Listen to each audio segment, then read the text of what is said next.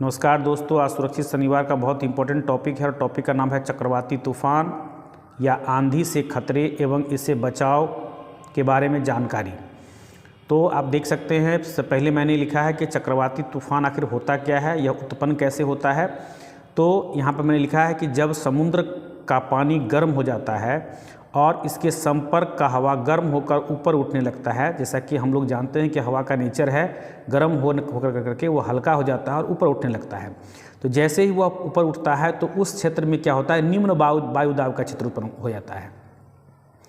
और निम्न वायुदाब का क्षेत्र उत्पन्न होने के कारण क्या होता है कि आसपास की जो ठंडी हवा होती है वह उस स्थान को भरने के लिए तीव्र गति से दौड़ती है और तीव्र गति से दौड़ने के कारण जो है सो वह एक बिंदु की ओर, एक उस निर्वात क्षेत्र की ओर प्रवेश करती है, दौड़ती है, जिसमें कि एक आँख जैसी आकृति उत्पन्न हो जाती है। और यह प्रक्रिया बराबर चलती रहती है, जो कि गर्म होने पर जो है सो हवा ऊपर उठती है और आजू बाजू की हवा जो है सो फिर उस केंद्र की ओर, बिंदु की ओर तीव्र गति से आगे बढ़ती है और फिर वह हवा ऊपर उठने के बाद फिर वह ठंडी होती है और यह प्रक्रिया बार बार होती है, जिसके कारण जो है सो चक्रवाती तूफान उत्पन्न होता है। तो यहाँ मुख्य खेला जो है सो निम्न वायुदाब का है। गर्मी की वजह से जो है सो निम्न वायुदाब का क्षेत्र उत्पन्न होता है और ठंडी हवा चारों तरफ से उस बिंदु की ओर, जो कि आँख की आकृति की हो जाती है, तीव्र गति से आगे बढ़ती है और यह प्रक्रिया बार बार हो जाने के कारण जो है सो चक्रवात उत्पन्न होता है। अब यहाँ पर है कि चक्रवात का नामकरण एक के बारे में आपने सुना होगा कि प्रत्येक चक्रवात का कुछ न कुछ नाम होता है। तो ये नामकरण की प्रक्रिया जो है सो 1953 में अटलांटिक क्षेत्र में वर्ल्ड मेट्रोलॉजिकल ऑर्गेनाइजेशन के द्वारा यह तूफान का जो नामकरण की प्रक्रिया है वो प्रारंभ हुई। और यह नामकरण की प्रक्रिया प्रारंभ हुई, इसका मुख्य कारण था कि इस जो तूफान है उस तूफान के अध्ययन को सही ढंग से अध्ययन किया जाए, ताकि इस तूफान से जो जान माल की हानि होती है वह उसको कम किया जा सके। इसके लिए उसका नामकरण जरूरी था, इसलिए यह 1953 से जो है सो ये नामकरण की प्रक्रिया चल रही है। लेकिन जहाँ तक भारत का बात है, भारत के आसपास के क्षेत्र का बात है, हिंद महासागर का बात है, तो यह 2000 ईस्वी के इर्द गिर्द जो है सो लगभग 8 देशों में यह नामकरण की प्रक्रिया जो है सो प्रारंभ हुई।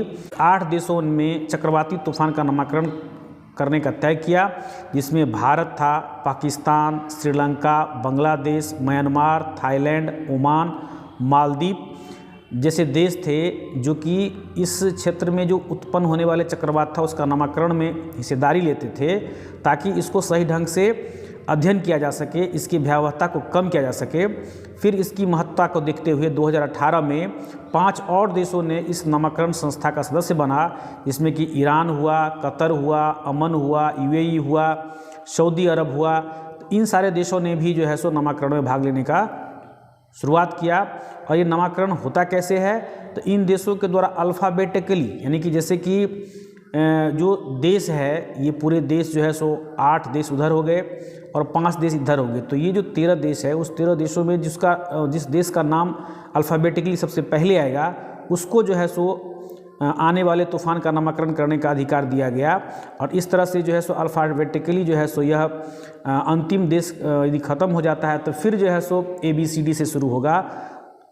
तो यह प्रक्रिया जो है सो अभी तक चली आ रही है और इसको सही ढंग से अध्ययन करने की परंपरा चली आ रही है, जिससे कि आने वाले समय में इसको सही ढंग से अध्ययन किया जा सके और इसकी भयावहता को कम किया जा सके। अब अगले पार्ट में हम लोग देखते हैं कि चक्रवाती तूफान की दिशा जो है सो हमेशा स्थल मार्ग की ओर ही क्यों होती है।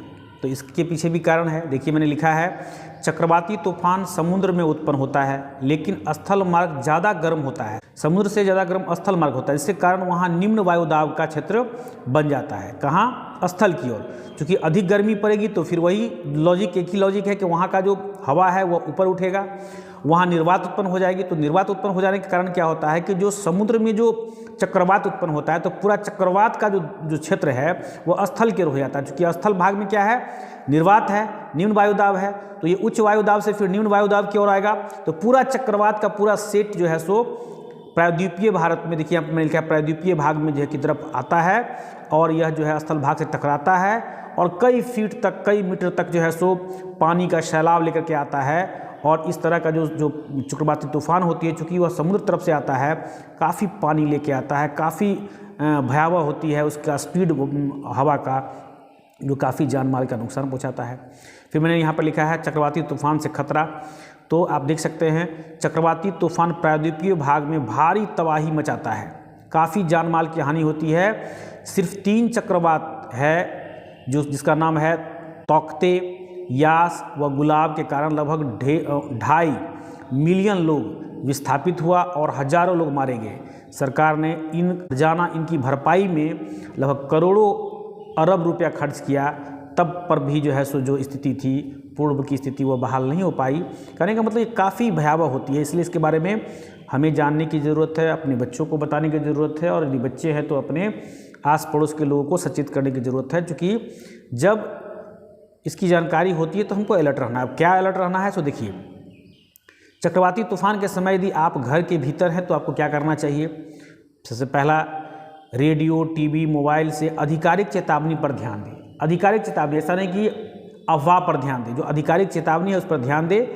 फिर कह रहा है कि दरवाजे व खिड़कियां बंद रखें, बिजली का मेन स्विच बंद कर दें, गैस सप्लाई तुरंत बंद कर दें। यदि खाना बन रहा है तो गैस सिलेंडर का जो रेगुलेटर है उसको बंद कर दें। घर में या आसपास कहीं आग जल रहा हो तो उसको बुझा दें।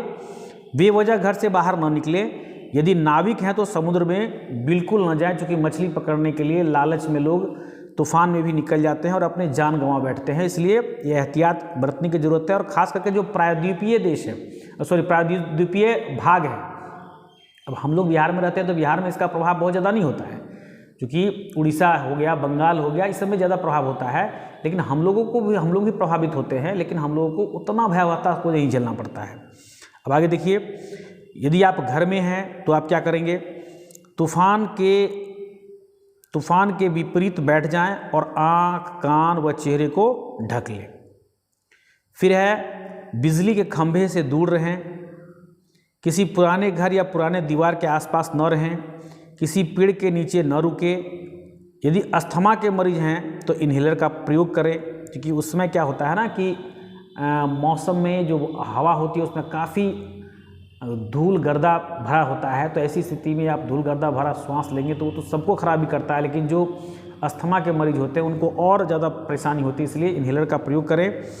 जल्द से जल्द किसी सुरक्षित स्थान पर जाने का प्रयास करें।